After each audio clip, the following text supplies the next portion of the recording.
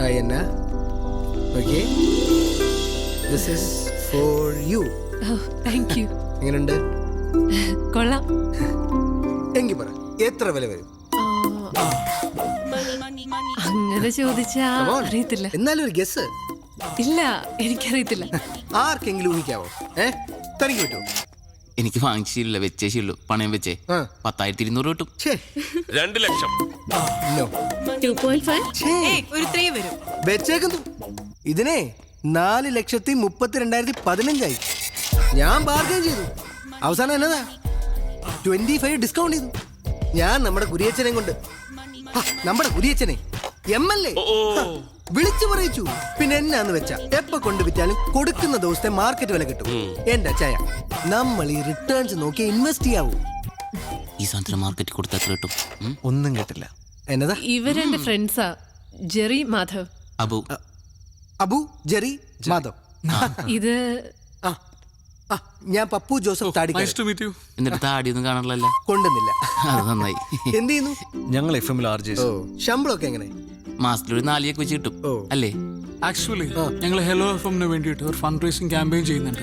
ആമനക്കുട്ടിയുടെ heart ട്രാൻസ്പ്ലാന്റേഷന് വേണ്ടിയിട്ട്. ഞാനും കേട്ടിരുന്നു FM എപ്പോഴും. നിങ്ങളായിരുന്നല്ലേ? അതെ. അപ്പൊ ഇച്ചാൻ ഞങ്ങൾക്ക് കുറച്ച് ഫണ്ട് ഒന്ന് സഹായിക്കാന്ന് പറഞ്ഞിട്ടുണ്ട്. നിങ്ങൾ രണ്ടുപേരും ഇന്ന് തന്നെ എന്തെങ്കിലും നല്ല ഡൊണേഷൻ തരണം. അങ്ങനെയാണെങ്കിൽ നാളെ നിങ്ങളുടെ കല്യാണം ഞങ്ങൾ FM ആഘോഷിക്കും. അതെ, അതിപ്പം എത്ര ഹൈ കൊണ്ടാണെങ്കിലും ഞങ്ങൾ സ്വീകരിക്കും. ഈ പറയുന്ന ആമനക്കുട്ടിക്ക് എത്ര വയസ്സായി? 4 വയസ്സ്. അയ്യോ, എങ്കിൽ ഇത്തിരി ബുദ്ധിമുട്ടാ. അല്ല, നിങ്ങൾ എത്ര പിരിച്ചെടുക്കുന്നത്? 15 lakhs. അയ്യോ, എങ്കിൽ 15 പോക്കാ. ഉറപ്പില്ലല്ലോ. എന്റെ ബൂ, ഞാൻ പറഞ്ഞിട്ടില്ല, നമ്മൾ റിട്ടേൺസ് നോക്കി ഇൻവെസ്റ്റ് ചെയ്യാം. ഇപ്പൊ തന്നെ ഞാൻ ഇട്ടിരിക്കുന്ന ഈ കോട്ട്, ഇത് സിറ്റി മോളിൽ നിന്നാ. ഇതിന്റെ വില എത്രയെന്നറിയൂ? അജായ 12,000 rupees. ഈ സിറ്റി മോളിൽ നമ്മുടെ ഫാമിലിയുടെ ഒരു വലിയ ബിസിനസ് ഡീൽ ഉണ്ടേ. മനസ്സമ്മതത്തിനിട്ട് റിങ്ങ. വില എത്രയെന്നറിയോ? പറ. അതെ, പുറത്തെന്റെ ഫ്രണ്ട്സ് താടിക്കാരനെ അല്ല പയ്യനെ പരിചയപ്പെടാൻ വേണ്ടി വെയിറ്റ് ചെയ്യാം. അല്ല, നമുക്ക് പിന്നെ സംസാരിക്കാം. പോയിട്ട് വരൂ പ്ലീസ്. ഏതാടി പതിരി? താടി വരുന്നതിന് മുമ്പ് പോവാ.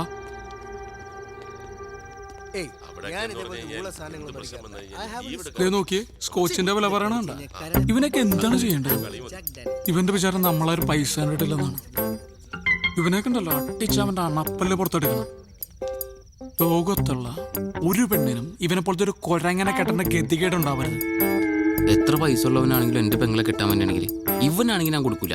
കൊടുക്കരുത്. കുറച്ചേരം കൂടി അവൻ അവിടെ നിൽക്കണമെങ്കിൽ ഇട്ടിരിക്കുന്ന ഷഡ്ഡിയുടെ വില എത്ര അവൻ ചോദിച്ചാൽ കേക്കട്ടെ. എന്താ കണ്ണു കാണാൻ പാടില്ലേ? കാത് കേൾക്കാൻ പറ്റണല്ലേ? ഒന്ന് ആലോചിച്ച് നോക്കിയേ. അവൻ ആമിനെക്കുട്ടിനെ കുറിച്ച് പറഞ്ഞ കേട്ടോ. അതൊക്കെ ശരിയാ, പക്ഷെ നമ്മൾ അവനെ മനുഷ്യന്റെ എന്തെങ്കിലും ലക്ഷണം ഉണ്ടോ? നോക്കിയ നീ നോക്ക് നീ കാട്ടുമാക്ക. ആരോ എന്നെ കുറിച്ച് നല്ലത് പറയുന്നു. ശരിയല്ലേ?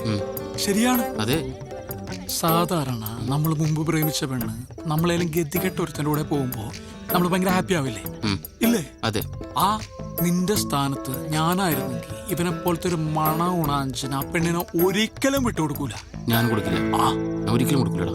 എനിക്ക് ഇപ്പോഴും തോന്നുന്നത് ഇവനിൽ നിന്ന് രക്ഷപ്പെടാൻ അവൾ എന്തൊക്കെയോ മാർഗം ആലോചിച്ചിരിക്കുന്ന പോലെ. നിനക്ക് തോന്നിയോ അങ്ങനെ? എനിക്ക് തോന്നി. എനിക്ക് തോന്നി.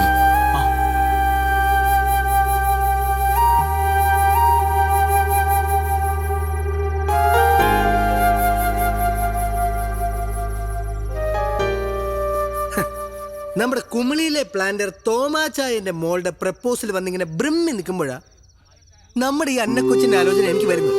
തോമാച്ചായന്റെ ഒരു ബാക്ക്ഗ്രൗണ്ട് അറിയാമേ? ഊട്ടിയിൽ 150 ഏക്കർ തേയില, കൊടകിൽ അതുപോലെ കാപ്പി, വയനാട്ടിൽ ഏലം. അങ്ങനെ എന്നാ എന്നാലും ഉള്ള പറയാലോ, അയാൾ ഫ്രോഡാ. എനിക്കയാളെ വിശ്വാസമില്ല. എനിക്ക് അച്ചായനാ വിശ്വാസം. കേട്ടോ എന്നെ കുട്ടി? Now I am very happy.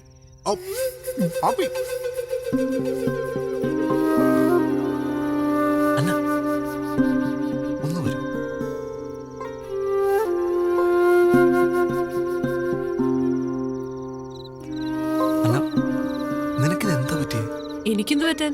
എടിയ താടിക്കാരൻ കിഴങ്ങന്റെ character മനസ്സിലാക്കിയിട്ടാണ് നീ കല്യാണം സമ്മതിച്ചത്. അതോ നിന്നെ എല്ലാം പെടുത്തിയതാണ് അയാളുടെ സ്വത്തും പണമോ കണ്ടിട്ട്? ജെറി എന്തൊക്കെയാ പറയുന്നേ? ഞാൻ എന്താ പറയുന്നത് നിനക്ക് നന്നായിട്ട് അറിയാം. അതുകൊണ്ട് തന്നെ സീരിയസ് ആയിട്ട് ഞാൻ പറയുന്നത് അയാൾ നിനക്കൊരു അബ്സല്യൂട്ട് മിസ്മാച്ച് ആണ്. It's not your business Jerry. It's not my business. I know that. പക്ഷെ എന്നാ നമ്മൾ കുറെ കാലം അറ്റ്ലീസ്റ്റ് നമ്മൾ നല്ല ഫ്രണ്ട്സ് ആയിരുന്നില്ലേ? എനിക്ക് നിന്റെ ക്യാരക്ടർ എന്താണെന്ന്, നീ എന്താണെന്ന്, നിന്റെ ആറ്റിറ്റ്യൂഡ് എന്താണെന്ന് ഒക്കെ നന്നായിട്ട് അറിയാം. അതുകൊണ്ട് തന്നെ ഞാൻ പറഞ്ഞു, നീ ഒരു മോശം ലൈഫിലേക്കല്ല, ഒരു വൻ ദുരന്തത്തിലേക്ക് പോകുമ്പോൾ.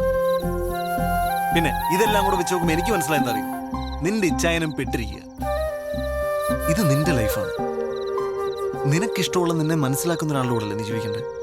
പിന്നെന്തിനാ അന്ന് പിരിഞ്ഞ്? അത് ഒന്നിക്കാൻ, ഇവിടെ ഇങ്ങനൊരു സാഹചര്യത്തിൽ ഒന്നിക്കാൻ, ആ പെരട്ട താടിക്കാരനെയും നിന്നെ രക്ഷിക്കാൻ. അല്ല, ഇതിന്റെ കോൺസിക്വൻസസ് ഒന്നും ഞാൻ ആലോചിച്ചിട്ടില്ല. നീ എന്നോട് വരുമോന്നല്ല, നീ പറഞ്ഞു.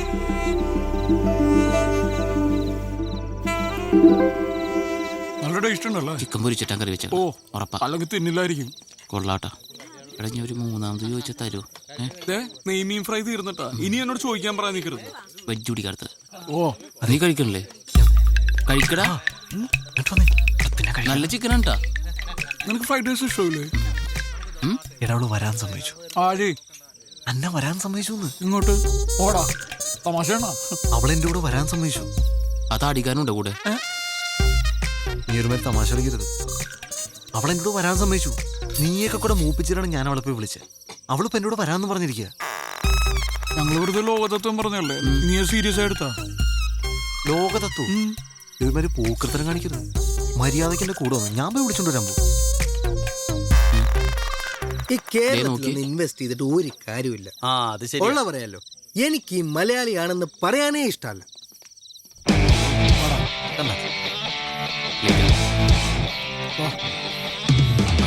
ചേച്ചി ഗിഫ്റ്റ് കൊടുക്കുമ്പോൾ സൂക്ഷിക്കണം, അപ്പൊ തന്നെ പൊട്ടിച്ചു വെക്കും. വെറുതെ നാണം കിട്ടുമോ? അതെ. നീ ശരിക്കും ആലോചിച്ചിട്ടാണ് ഈ തീരുമാനം എടുത്തത്? അതെ. ആണോ? എന്റെ മനസ്സിന് ശരിയെന്ന് തോന്നുക ഞാനിപ്പോ ചെയ്യുന്നത്.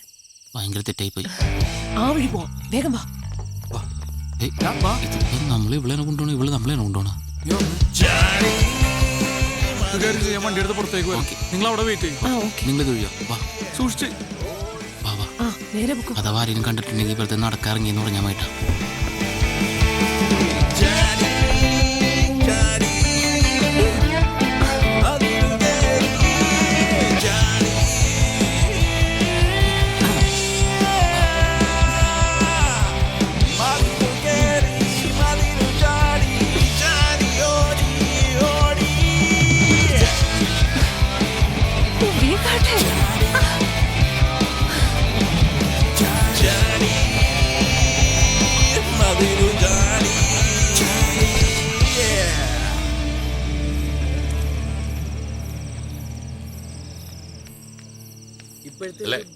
അല്ല, നമുക്ക് നാളെ പള്ളിയിൽ കാണണം. എല്ലാവരും ഫാമിലി ആയിട്ട് തന്നെ വരണം. Okay okay. അച്ഛൻ വന്നേ. എന്നാടി? എനിക്കെന്തോ ഒരു പന്തികേട് പോലെ. എന്താ? അന്നേ കാണുന്നില്ല. കാണുന്നില്ലെന്നോ? അയ്യോ, ഒച്ച വെക്കാതെ. എന്നോട് വിജയ പ്രശ്നം? ഏയ്, പ്രശ്നമൊന്നുമില്ല. നീ ആ ഫോണിൽ ഞാൻ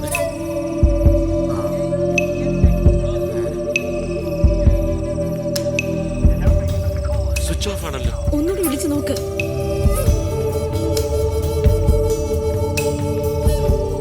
ഇച്ചായ, ഈ വീട് മുഴുവൻ ഞാൻ നോക്കി. അന്നെ ഇവിടെ ഒന്നുമില്ല. നമുക്ക് വേഗം പോലീസിൽ അറിയിക്കാം. അയ്യോ അച്ഛയ, ഇനി എന്നെ ചെയ്യാ? ചതിച്ചോ? എന്നെ പോകുന്ന വഴിക്ക് വീടിന്റെ അവിടെ ആക്കണേ. ഇറക്കാം.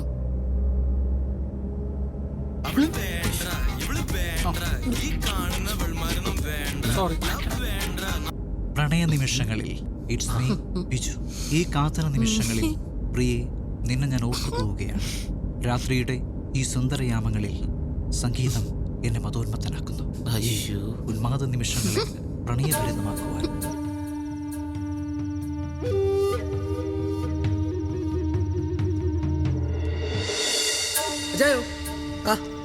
ഇതിനെത്ര വില? നീ ഫിലിപ്പച്ചായനോട് വിളിച്ചു പറ, ആൾക്കാരുമായിട്ട് കോളേജ് ജംഗ്ഷനിലോട്ട് വരാം. ഗോജായ, ആദ്യം നമുക്കൊന്ന് സംസാരിക്കാം, എന്നിട്ട് മതി.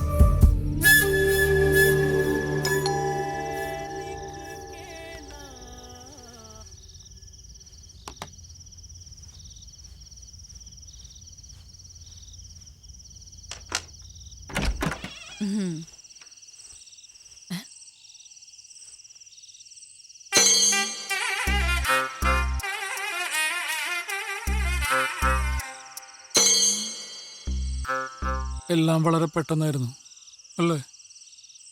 കൂടാൻ പോയതാ, കഴിക്കേണ്ടി വന്നു.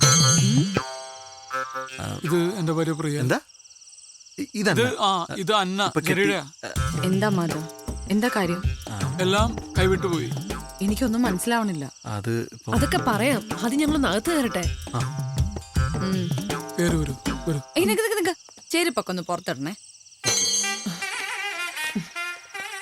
ഒന്നും വിചാരിക്കല്ലേ, കുറച്ച് വൃത്തി കൂടുതലാണെന്നേ ഉള്ളൂ. വരൂ.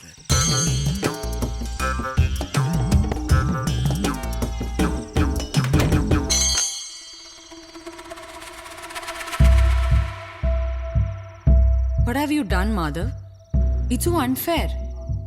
ഇനി എന്താ ഉണ്ടാവാൻ പോണേന്ന് അറിയോ? കുട്ടി ഉണ്ടാവും. അല്ലെ കുട്ടി നന്നായി ആലോചിച്ചിട്ടാണ് നമ്മളുടെ ഒപ്പം വന്നിരിക്കുന്നത്.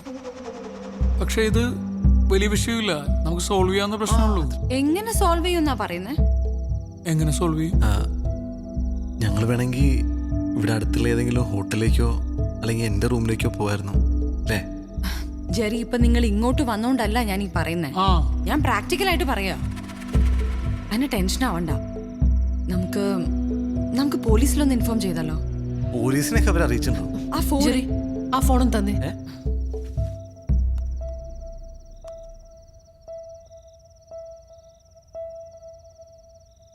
ഹലോ ഹലോ, ഞാൻ അന്നയാ. മനസ്സിലായി മനസ്സിലായി. യാത്രയൊക്കെ സുഖമായിരുന്നോ? ബുദ്ധിമുട്ടൊന്നും കൂടാതെ എത്തേണ്ടടുത്ത് എത്തിയല്ലോ അല്ലേ? കൊച്ചു ഒളിമ്പിക്സിന് പോണം കേട്ടോ. ഹൈ ജമ്പിനാണ് ഇന്ത്യക്ക് ഒരു മെഡൽ ഉറപ്പാണ്. എന്നോട് ക്ഷമിക്കണം. എന്തിന്? ഞാൻ ചെയ്തത് തെറ്റാന്നറിയാം. ക്യാരക്ടർ ഇഷ്ടമായില്ലെങ്കിൽ ഞാൻ നേരത്തെ തന്നെ പറയണമായിരുന്നു. പക്ഷെ ജീവിതകാലം മുഴുവൻ ഒരുമിച്ച് താമസിക്കേണ്ടവരാകുമ്പോ... അയ്യോ മോളെ, ഇതിപ്പോ നന്നായെന്നാ ഞാൻ പറയുന്നത്. ഇപ്പൊ കുട്ടി മതിലയാടി, അതവിടെ തീർന്നു. കെട്ടിക്കഴിഞ്ഞതിന് ശേഷമാണ് കൂട്ടുകാരനെ കണ്ടിരുന്നെങ്കിൽ പിന്നെ അവൻ എന്റെ വീട്ടിലേക്ക് മതിലയാടാൻ തുടങ്ങും. എനിക്ക് പിന്നെ ഉറങ്ങാൻ പറ്റൂ? സെക്യൂരിറ്റി വെക്കാന്നൊക്കെ പറഞ്ഞാൽ മാസം 10,000-15,000 രൂപയുടെ ചെലവാ. ഒരു റിട്ടേൺസ് ഇല്ലാത്ത ഇൻവെസ്റ്റ്മെന്റ് ആണ്.